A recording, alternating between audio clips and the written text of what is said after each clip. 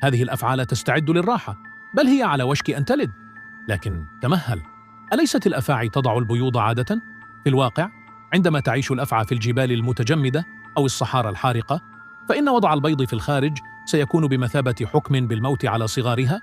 ولهذا السبب بعض الأفاعي تعرف بأنها ولودة بيوضياً، أي أن البيوض تتكون داخل جسم الأفعى، لكنها تفقس أيضاً داخله. وعندما تلد الأم يخرج الصغير حياً وكأنه لم يكن هناك بيض من الأساس.